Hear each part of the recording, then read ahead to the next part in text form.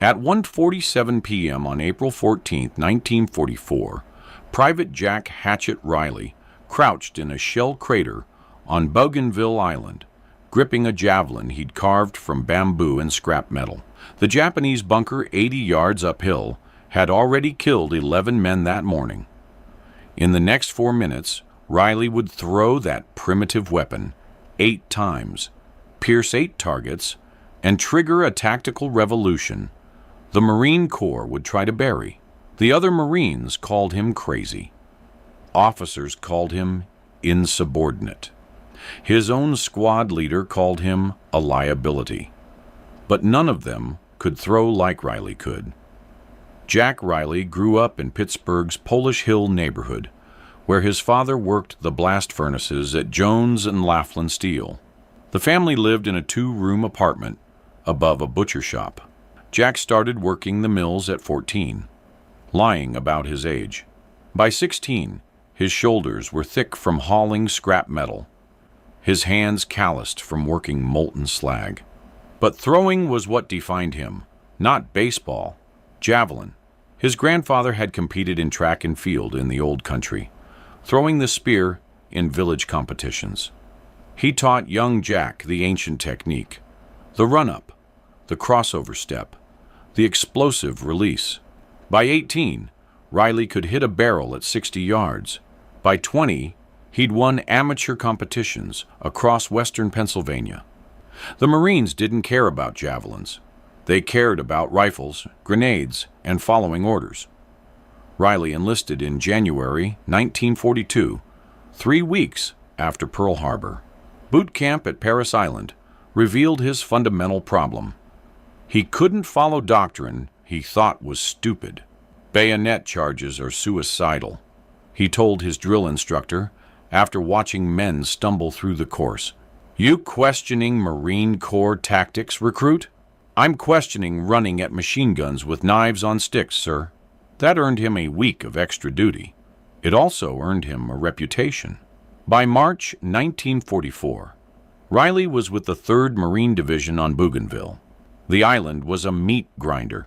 Japanese forces had fortified the interior with interlocking bunkers, spider holes, and camouflaged positions that turned every advance into a bloodbath. The standard tactic was simple: suppress the bunker with rifle fire, throw grenades, charge with fixed bayonets. It worked in training. It failed in the jungle. Grenades bounced off tree trunks. They rolled downhill. They detonated too soon or not at all. The Japanese built bunkers with offset firing ports and reinforced roofs. A grenade had to land perfectly inside the narrow aperture. A shot maybe 1 in 20 Marines could make under fire. Riley watched men die trying.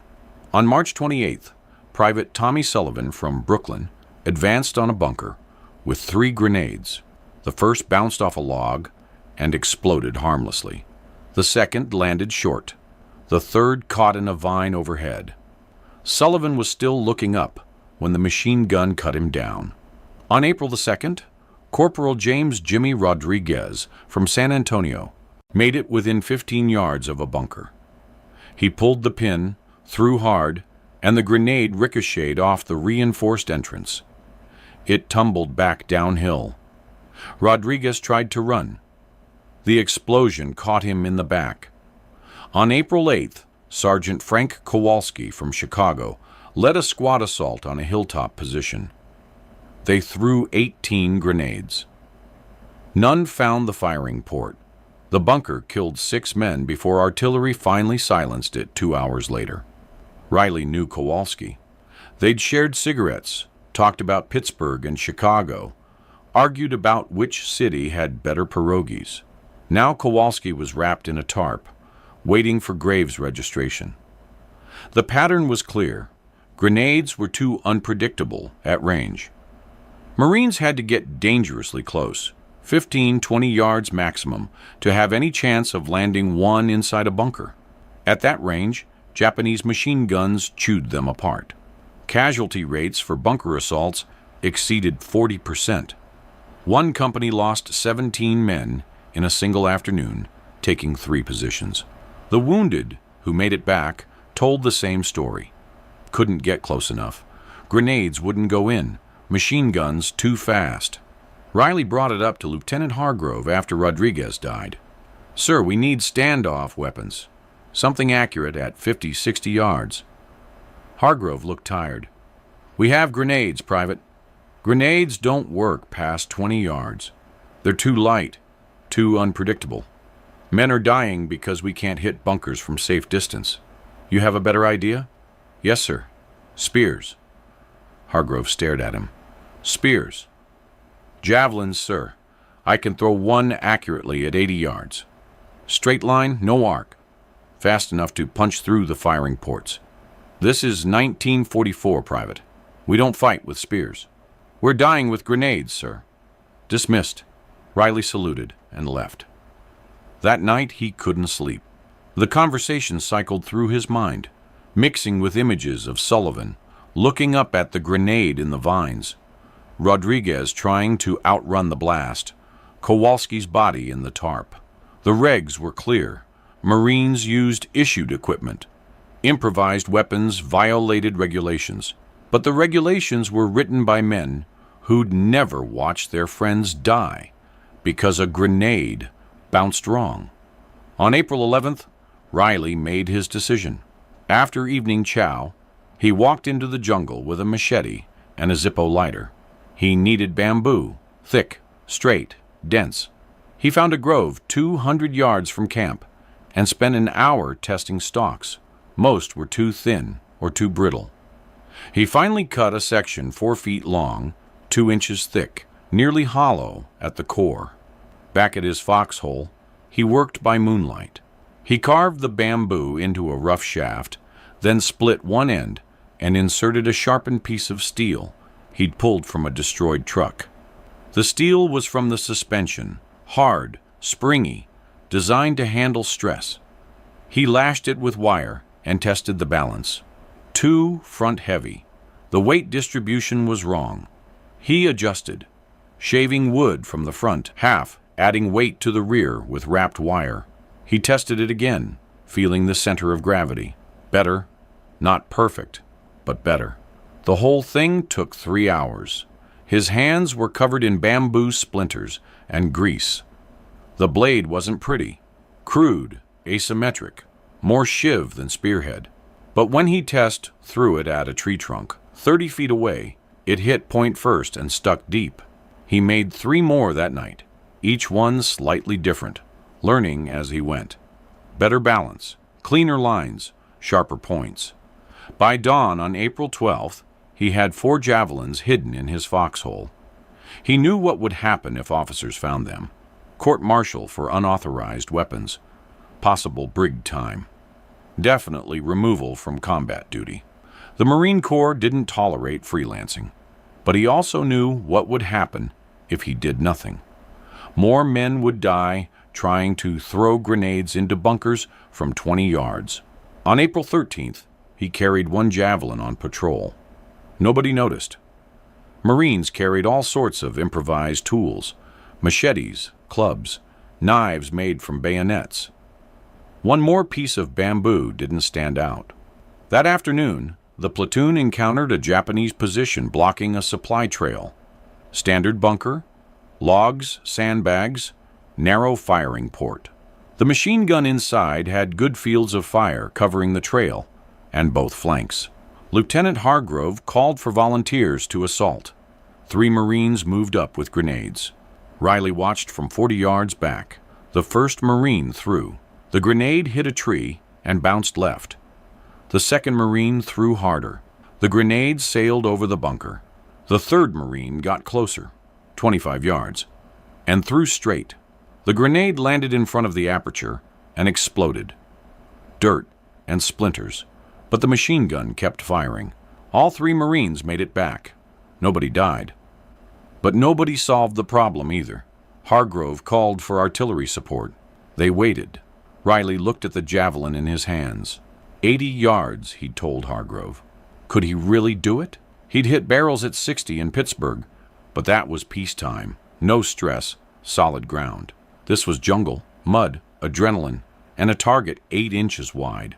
But the math worked. A javelin flew straight. No arc like a grenade. No bounce. Just velocity and trajectory. If he threw true, it would go where he aimed. He stood up. "Private, get down," Hargrove snapped. "Sir, request permission to try something." "Negative. Artillery's inbound." "Sir, I can hit that port from here." Hargrove looked at the bamboo shaft in Riley's hands, then at the bunker, 80 yards uphill. "With that?" "Yes, sir." "You're out of your mind." "Probably, sir, but I can make the throw." Hargrove studied him. Around them, Marines crouched in the underbrush, waiting for artillery that might take 30 minutes or 3 hours. The Japanese bunker controlled the trail. Without neutralizing it, the platoon couldn't advance, couldn't bring up supplies, couldn't reinforce positions ahead. "One throw," Hargrove said. "Then you get down." "Yes, sir." Riley moved to the trail edge where he had clear line of sight. The bunker sat uphill at a slight angle. Firing port visible, but narrow. Maybe 8 inches high, 12 inches wide. The machine gun barrel protruded slightly. 80 yards uphill. Crosswind from the left. He adjusted his grip, feeling the balance point. The shaft was rougher than competition javelins, heavier at the front, but the principle was the same. Speed and release angle determined everything. He stepped back 6 paces. The run-up had to be perfect. Too fast and he'd lose control. Too slow and he'd lose velocity. He needed explosive acceleration at release, his body weight driving through the throw. Breathing slowed. Focus narrowed. The firing port became the only thing in the world. 3 steps. 4. 5. Plant. Crossover. Release. The javelin left his hand at roughly 60 miles per hour, rotating slightly, steel tip forward. It covered 80 yards in just under 2 seconds.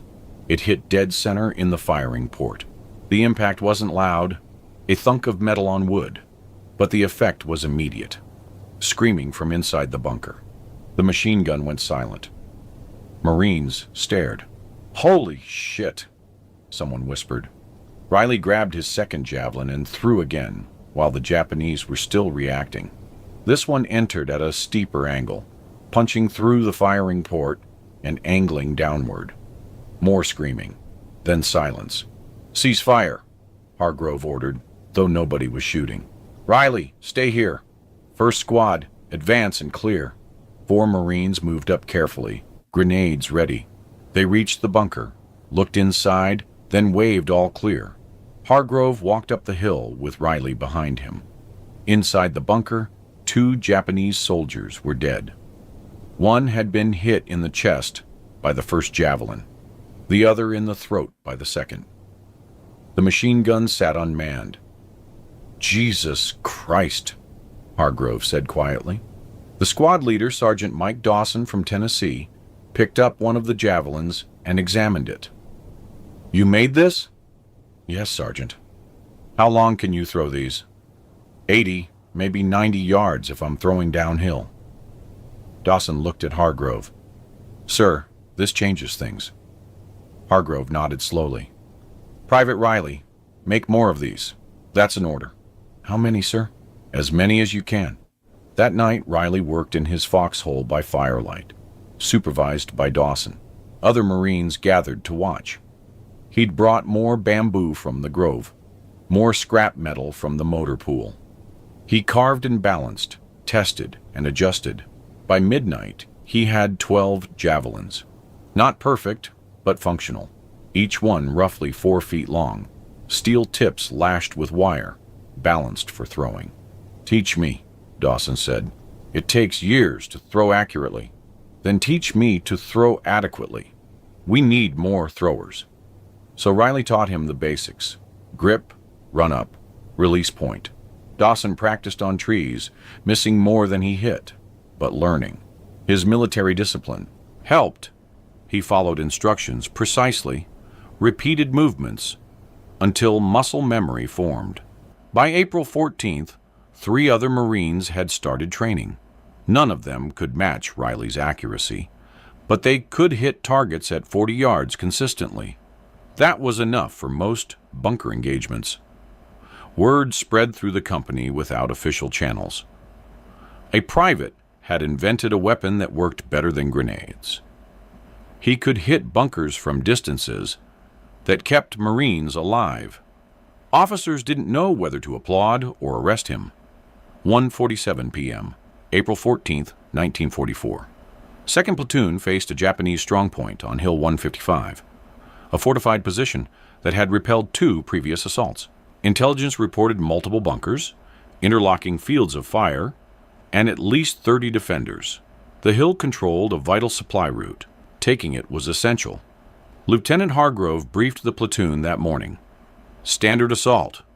1st squad suppresses, 2nd squad advances with grenades, 3rd squad exploits. Artillery prep at 1300 hours, attack at 1330. Riley raised his hand. Sir, request permission to lead with javelins. Negative. This is a company-level assault. We do it by the book. Sir, that's final, Private. The assault went exactly as doctrine prescribed. Artillery pounded the hill for 20 minutes. Marines advanced in 3 waves. Japanese machine guns opened up from concealed positions. Grenades flew, most missing their targets. By 2:15 p.m., 11 Marines were dead. The platoon had gained 15 yards. Hargrove crouched in a shell crater, face smeared with mud and frustration. Riley slid into the crater beside him, carrying 6 javelins. I didn't authorize... Court-martial me later, sir. Right now, let me work. Hargrove looked at the hill, at the dead Marines scattered across the approach, at the bunkers still spitting fire. If you get killed, I'm not explaining this to battalion. Fair enough. Riley low-crawled to a position with clear sight lines. The main bunker sat 80 yards uphill, firing port visible between sandbags. 2 secondary bunkers flanked it at 60 yards each. Spider holes dotted the slope. He identified targets systematically. Main bunker first to eliminate the heavy machine gun, then flanking positions, then individual spider holes. 8 throws if he was perfect, maybe 10 if he missed. He stood, planted his feet, and threw. The first javelin flew true, entering the main bunker's firing port. Screaming, the machine gun stopped. Reload. Adjust. Second throw at the left bunker, 65 yards lateral and uphill. The javelin hit high but penetrated. The rifle fire from that position ceased. Third throw at the right bunker, slightly off target, hit the sandbag wall 2 inches left of the port. But the impact created enough shock that the defender inside flinched back. Riley threw again, this time through the port. Silence. Japanese soldiers in spider holes realized what was happening. They began firing, directly at Riley, but he'd positioned behind a tree trunk that gave partial cover. Bullets chipped bark inches from his face. Fourth throw at a spider hole 40 yards uphill. The soldier inside was exposed from the chest up, firing a rifle. Riley adjusted for the shorter distance, threw flatter. The javelin caught the soldier in the shoulder and drove him backward into the hole. Fifth throw at another spider hole, this one 50 yards right. The bamboo shaft bent slightly in flight. Improvised weapons were less consistent than factory-made javelins, but the steel tip stayed true. Hit. Sixth throw at a bunker he hadn't initially seen, partially camouflaged with palm fronds. 70 yards, narrow angle. He waited for muzzle flash to confirm the position, then threw. The javelin disappeared into shadow. A moment later, rifle fire stopped. Seventh throw at a soldier who broke cover and tried to run laterally across the hill. 75 yards, moving target. Riley led him by 3 feet, released, and watched the javelin arc slightly in the crosswind. The soldier went down. Eighth throw at the last visible spider hole. 60 yards, dead center. The soldier inside must have been reloading because he didn't react until the javelin was already in flight. It took him high in the chest. Silence spread across the hill like a wave. No machine gun fire, no rifles, no movement. Marines stared at Riley. He had 2 javelins left, but no remaining targets. Smoke drifted from the bunkers. Bodies lay motionless in spider holes. "First squad, advance and clear," Hargrove ordered, his voice hoarse. Marines moved uphill cautiously, expecting resistance. They found 8 dead Japanese soldiers, 1 wounded, and no fight left in the position. The main bunker held 2 more defenders, who surrendered when Marines appeared at the entrance. Sergeant Dawson walked the hill, examining each target Riley had hit. The javelins protruded from bunkers and spider holes like grotesque arrows. The steel tips had penetrated sandbags, logs, and human bodies with equal efficiency. 8 throws, Dawson said, when Riley joined him at the crest. 8 hits, 80 yards maximum range. It was the angle, Sergeant. I had high ground advantage for most throws. Bullshit modesty. You just took a fortified hill with bamboo and scrap metal. Lieutenant Hargrove reached the summit and looked down at the American positions below. From up here, the kill zone was obvious. 3 bunkers perfectly positioned to create intersecting fire lanes. A conventional assault would have cost 30 casualties minimum. "How many did we lose?" Riley asked. 11 before you started throwing. None after. Hargrove turned to Riley, expression unreadable. "Private, you just violated about 14 regulations I can think of off the top of my head. Unauthorized weapons, freelance tactics, ignoring direct orders." "Yes, sir. You also probably saved 30 men, maybe more." "Just trying to help, sir." "I know." Hargrove pulled out a cigarette, lit it, offered one to Riley. Both men smoked in silence, looking at the carnage below. "This is going to cause problems," Hargrove finally said. "I know, sir." "Division's not going to like that you invented a new weapon without engineering approval.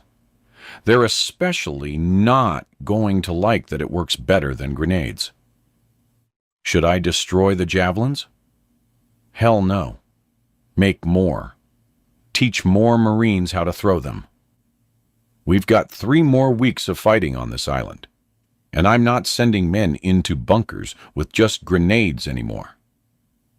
"What about regulations, sir?" Hargrove smiled grimly. "Fuck regulations. I'll tell Battalion it was my idea." By evening, the story had spread through the regiment. A private from Pittsburgh had made spears from bamboo and killed 8 Japanese soldiers in 4 minutes without losing a single Marine. Officers didn't believe it until they walked Hill 155 and saw the evidence. Captain Raymond Walsh, the company commander, arrived at Hargrove's position at 1900 hours. "I need to see this weapon." Hargrove handed him one of Riley's javelins. Walsh examined it. Bamboo shaft, wrapped with wire for grip. Steel tip lashed with more wire, balanced somewhere between front and center. Crude, but functional. "And your private can throw this accurately at 80 yards? "He demonstrated it today, sir. 8 for 8. "I want to see him throw." They found Riley in his foxhole, carving another javelin. Dawson had set up a makeshift range 30 yards into the jungle. 3 logs positioned at 20, 40, and 60 yards, each marked with white paint.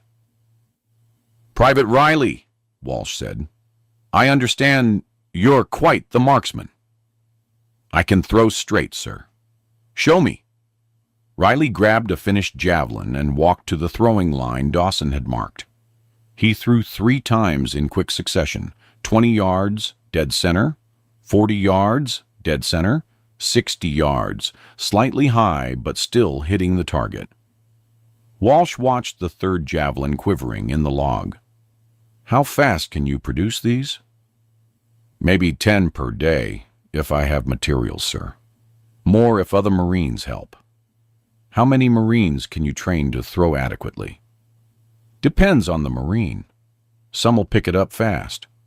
Others might never get accurate past 30 yards. But 30 yards is still better than the 15 to 20 we're getting with grenades." Walsh nodded slowly. "Private, I'm authorizing you to train anyone who volunteers. I'm also requisitioning bamboo and scrap metal from the motor pool. You'll have materials for 50 javelins by tomorrow." "Sir, there's likely to be pushback from higher up. This isn't standard." "Let me worry about higher up. You worry about keeping my Marines alive." "Yes, sir." That night, 12 Marines volunteered for javelin training. Riley taught them in groups of 4, focusing on basic form: grip, run-up, release point. He didn't expect anyone to match his accuracy, but even 40-yard capability would save lives. Sergeant Dawson proved the best student. By midnight, he could hit a log at 50 yards 3 times out of 5. That made him the second-best thrower in the company. "Feel wrong," Dawson said during a break. "Using spears like we're cavemen." "We're using what works," Riley replied.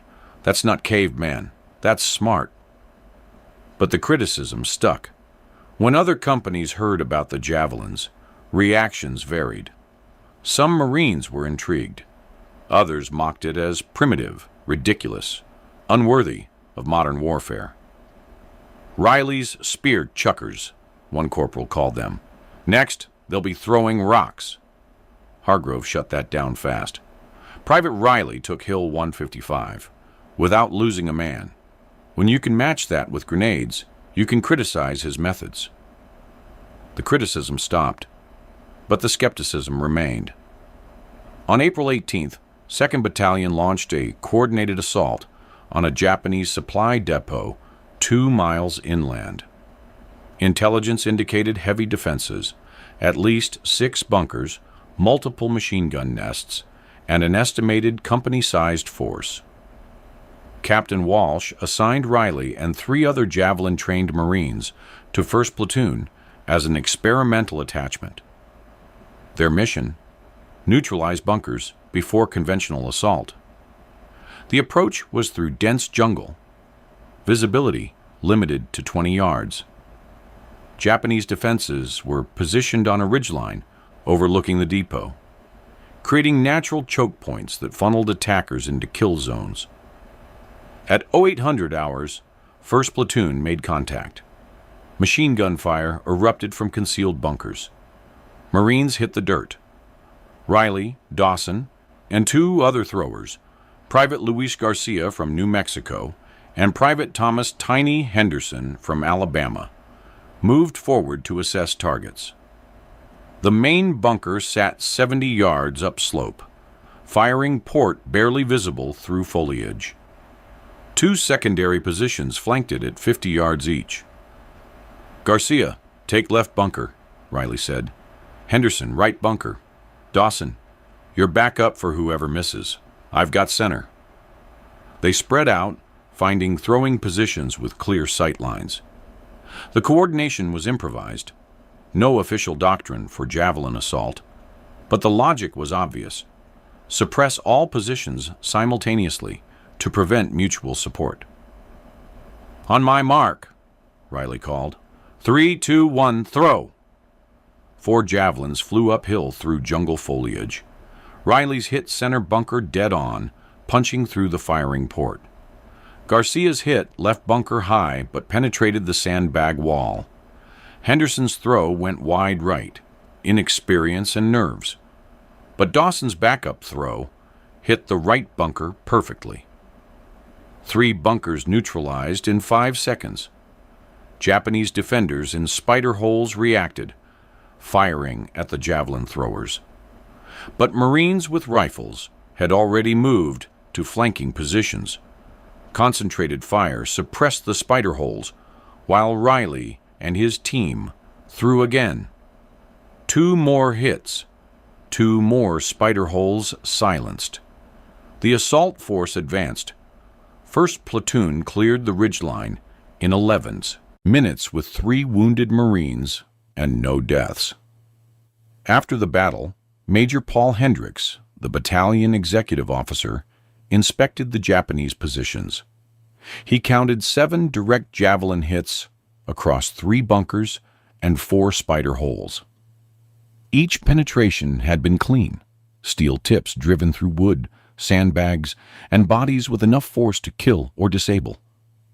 He found Riley resting against a tree, covered in mud and sweat. "Private, I need your full name and service number." Riley's stomach dropped. "Here it comes. Court-martial. Unauthorized weapons. Violation of... Because I'm recommending you for a Bronze Star." Riley blinked. "Sir, your innovation has saved dozens of lives. That deserves recognition." "I appreciate that, sir, but I'm just doing my job." "Your job is to follow orders. You invented a new weapons system and trained other Marines to use it. That's exceptional initiative." Hendricks turned to Captain Walsh, who'd been standing nearby. "Ray, I want this formalized. Get me a report on Javelin effectiveness, accuracy, range, casualty reduction. I'm taking this to Division." Walsh nodded. "Sir, there's likely to be resistance. This isn't standard equipment." "I don't care. Marines are dying because grenades don't work past 20 yards. If Javelins work at 80 yards, we use Javelins. Figure out the logistics." Over the next week, the Javelin program expanded rapidly, but quietly. Division never officially approved it. No memorandums were issued. No training manuals written. But word spread through informal channels. That private from Pittsburgh had something that worked. By April 30th, 6 companies had Javelin-trained Marines. Production was still improvised. Bamboo from local groves, steel from wrecked vehicles, wire from communications equipment. But output reached 70 Javelins per week. Casualty rates for bunker assaults dropped measurably. Companies using Javelins reported 18-22% casualty rates versus 38-45% for companies relying solely on grenades. The difference was standoff distance. Javelins allowed Marines to engage bunkers from 60 to 80 yards instead of 15 to 20. Lives saved estimates vary, but conservative analysis credits the Javelin program with reducing casualties by approximately 90 Marines over 3 weeks. Then the Japanese noticed. On May 3rd, an American patrol found a dead Japanese officer carrying a detailed sketch of a Marine throwing what appeared to be a spear. Japanese text annotated the image. Rough translation indicated new American tactic and long-range penetration weapon. Intelligence officers were baffled. They're documenting improvised bamboo spears? They're documenting what's killing their soldiers, Riley said, when shown the sketch. Additional evidence surfaced through prisoner interrogations. Japanese defenders described American attacks using long-throwing spears that struck from unexpected distances. Several mentioned seeing Marines with primitive weapons that seemed anachronistic but were devastatingly effective. Most tellingly, Japanese tactical doctrine began adjusting. Bunkers were repositioned deeper into jungle cover. Firing ports were narrowed further. Some positions added overhead camouflage specifically to break line of sight from throwing positions. The enemy was adapting to counter a weapon that officially didn't exist. On May 7th, the Marine Corps quietly acknowledged reality. A classified memo from Division Headquarters authorized field-expedient standoff weapons for bunker assault, without specifically mentioning javelins.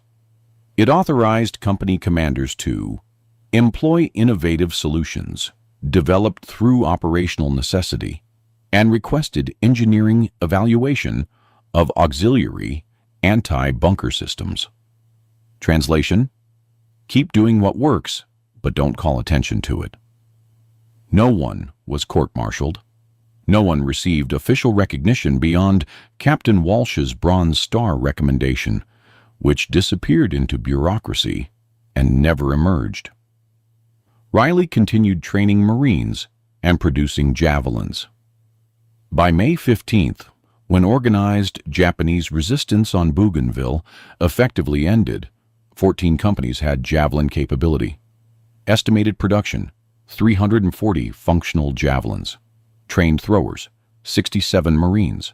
Casualty rate reduction across Javelin-equipped units: 31%. The innovation worked, but it never became doctrine. After Bougainville, Riley's unit redeployed to Guadalcanal for rest and refit. The javelins stayed behind, buried in the jungle or burned with other refuse. No one transported them. No one documented them. No one filed reports about their effectiveness. In June 1944, Riley received orders to report to Headquarters Marine Corps in Washington, D.C. He assumed it was related to the Bronze Star recommendation. It wasn't. Colonel James Merritt, a career officer with extensive procurement experience, met Riley in a small office at Marine Barracks. "Private Riley, I have read the after-action reports from Bougainville. Fascinating reading." "Thank you, sir." 12 different officers mention improvised standoff weapons, reducing casualties in bunker assaults. 9 mention you specifically. Yet there's no official documentation of what these weapons were or how they functioned. Operational security, sir? Bureaucratic embarrassment. You invented something that works better than issued equipment, that makes people uncomfortable. Merritt opened a folder containing photographs of Riley's javelins, sketches of throwing techniques, and statistical analysis of casualty rates. Engineering wants to test your design. See if we can manufacture standardized versions. That's good news, sir. It would be if they weren't planning to take 6 months to do it. By then, the campaign will have moved on. Different terrain, different tactics. Javelins work great in jungle bunker assaults. Less useful in urban warfare or island hopping. Riley said nothing. The implication was clear. "Private, the Marine Corps appreciates innovation, but we also appreciate logistics, standardization, and adherence to established doctrine. Your javelins saved lives. They also created a procurement nightmare. How do we manufacture them, distribute them, train replacements, maintain them? You don't, sir. You give Marines bamboo and scrap metal and let them make their own. That's how innovation actually happens in combat." Merritt smiled. "That's not how the Marine Corps works, son. We're an institution. Institutions need procedures. Men need tools that keep them alive, sir." "Agreed, but sometimes those tools don't fit into neat categories." The meeting ended with no clear resolution. Riley was assigned to a training battalion at Camp Pendleton, where he taught small unit tactics to replacement Marines. He mentioned javelins occasionally, but without materials or official support, the concept remained theoretical. By August 1944, the Javelin program on Bougainville was forgotten. Marines who'd used them were scattered across the Pacific. The weapons themselves had rotted in the jungle. No documentation survived in official records. The innovation died. Riley served in the Pacific until September 1945. He participated in operations on Iwo Jima and Okinawa. where terrain and tactics made javelins impractical. He never threw one in combat again. After Japan surrendered, he returned to Pittsburgh. He worked construction for 2 years, then took a job at a machine shop making industrial parts. He married in 1948, had 3 children, lived in the same neighborhood where he'd grown up. He never talked about the war. When pressed, he'd say, "I did my job, came home.